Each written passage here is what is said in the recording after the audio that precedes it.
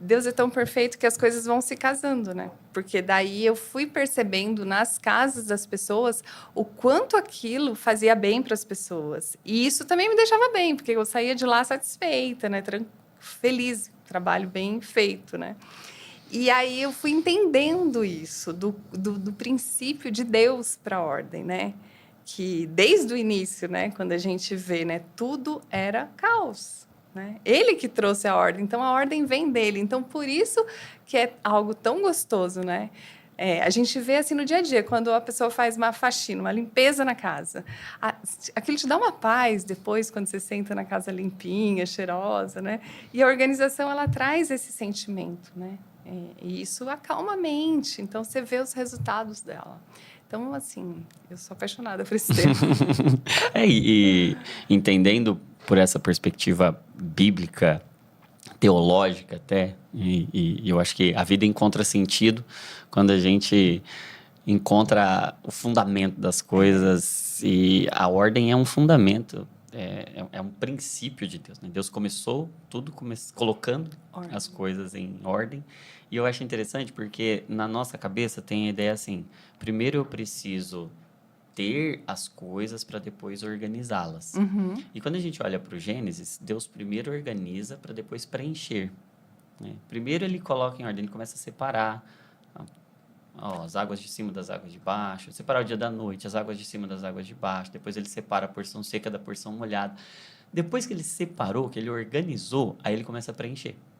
A mesma lógica eu vejo lá na parábola da dracma perdida, né? Tá faltando algo. Então, talvez esse seja o contexto nosso aqui, né? Tá faltando algo, saúde não tá legal, as finanças não estão legais, o trabalho não tá legal. Aí a gente pensa assim, eu preciso de algo novo, eu preciso preencher, eu preciso conquistar algo novo. E aí, o que a mulher faz, né? Primeiro, ela vai organizar, ela acende a luz, pega a vassoura, vai fazer uma boa faxina e tem esse momento de organização e aí preenche. Então, parece que tem essa ordem de Deus, né? Primeiro organiza, depois preenche. E você estava contando algo que no seu ministério de organização, você organiza casas de pessoas, inclusive você organizou ambientes do pastor Carlito Paes, que é o seu pastor. E o que ele falou para você? Como é que foi? Ele falou para mim algo que eu nunca vou esquecer, né? Que ele falou assim, fui levado a adorar a Deus quando eu entrei no meu closet. Porque a excelência tem tudo a ver com Deus, a organização tem tudo a ver com Deus. Isso me marcou muito, porque isso foi bem no comecinho que eu estava trabalhando. E eu falei, gente, olha só, a organização tem tudo a ver com Deus. E fui me aprofundar em literaturas, para entender, será que tem tudo a ver com Deus? Eu já sentia isso no meu coração, mas eu queria entender. E, realmente, muitas literaturas levam isso. Inclusive, esse autor, o Josh Becker, da Casa Minimalista, ele fala que quando ele minimalizou a casa dele, quando ele transformou a casa dele numa casa mais simples, fez um desapego, tirou tudo, ele começou a adorar a Deus de forma mais intencional e mais integral, porque ele tirou as distrações. Né? Às vezes, uma casa lotada de coisas, um armário lotado, ele só te distrai, porque é mais tempo para você limpar, você leva mais tempo para organizar, para cuidar. E quando você tem um ambiente mais minimalista, mais simples, com menos coisas, te sobra mais tempo porque realmente importa para sua família, para adorar a Deus. Ele fala que ele se tornou um pai melhor, um esposo melhor, um pastor melhor, quando a casa dele... quando ele diminuiu o tamanho, diminuiu a quantidade, diminuiu as coisas e organizou a casa dele. Né? Para estudar exatamente o que o pós-luto faz. Né? Por que uma pessoa não consegue se desfazer dos pertences dos entes queridos? O que tem tanto ali naquele... Né? A gente sabe da dor, a gente sabe tudo mais, mas por que ela está tão apegada àquilo? Né? Como eu posso ajudá-la?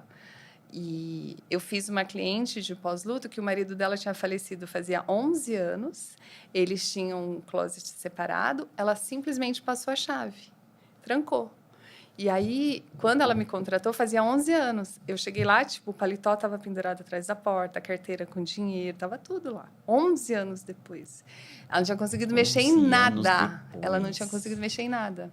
A gente ficou 3 dias tirando coisas dele, doando, jogando fora, né? Mandando para a família e tudo mais. E no final desses 4 dias, ela chorou muito, né? Durante o processo todo, a gente tinha essas pausas, tomava um chá, ela chorava, contava uma história. Isso aqui foi a nossa última viagem, isso aqui, não sei o quê, né? E aí, no final, ela falou assim para mim, Elaine, hoje saiu um peso de 30 quilos das minhas costas, porque cada vez que eu passava naquela porta, eu falava, eu preciso resolver isso, eu preciso resolver isso. E eu não tinha coragem de mexer sozinha. Então, a partir de agora, eu vou dormir em paz, porque eu sei que está tudo resolvido, né? E aí, depois, a gente organizou a empresa dela e tudo. Depois, ela acabou se relacionando com uma outra pessoa. Então, você vê que aquilo estava travando a vida dela num nível, assim, que a gente não tem dimensão. Ela conseguiu ver isso depois que ela organizou. Meu Deus. E engraçado isso que você disse, né? Porque você trabalha com organização externa, está entendendo e estudando a organização interna, porque você vê que existe essa via de mão dupla, né? Verdade. E o externo afeta o interno afeta o externo.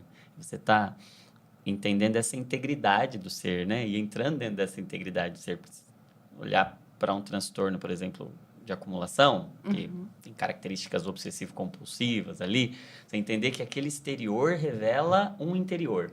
Mas mudar o exterior ajuda a mudar o interior, e mudar o interior vai ajudar a mudar aquele exterior, né? Ter esse olhar inteiro do ser, né?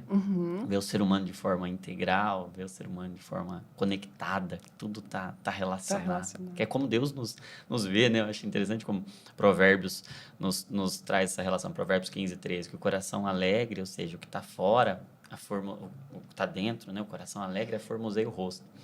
E ele vai dizer que o coração abatido oprime o espírito. Está tudo interligado. Então, o ambiente que a gente está externamente, ele vai afetar o nosso ambiente interno, e o ambiente interno vai afetar o nosso ambiente externo. E é lindo ver como isso é um princípio de Deus, como isso é um fundamento de Deus. Se a gente quer glorificar a Deus, a gente tem que estar alinhado a essa ordem de Deus. Não é uma questão puramente estética. Sim. E a gente vai puxar um pouco a sardinha para essas questões envolvendo a organização e a saúde mental. E alguns dados que a gente separou aqui, né, que mostram que 72% das pessoas se sentem mais produtivas com o ambiente organizado, 72% das pessoas dormem melhor com a casa em ordem, 80% das pessoas que mantêm a casa organizada se sentem mais felizes e motivadas. Outras pesquisas na Universidade da Califórnia, mostrando que casais que possuem filhos, as mulheres que têm a casa desorganizada e bagunçada, possuem níveis de cortisol, hormônio do estresse, mais alto, mais elevado. Uma universidade da Austrália mostrou que, em uma pesquisa, que pessoas que têm a casa desorganizada tendem a desenvolver mais compulsão alimentar, um problema crônico e bastante significativo do nosso tempo. Uma outra pesquisa mostrando que, com o estresse acumulado, o impulso por comer, beber mais do que o necessário e quadros que simulam ansiedade e depressão também estão associados. Relação com depressão, TDAH, enfim, uma série de problemas de saúde estão associados à desorganização. Então, nós estamos falando de um problema que talvez possa parecer secundário para algumas pessoas. Poxa vida, é só estética. Mas quando a gente olha tanto para as estatísticas, para as evidências científicas, como quando a gente olha para a Bíblia, a organização é um assunto primário.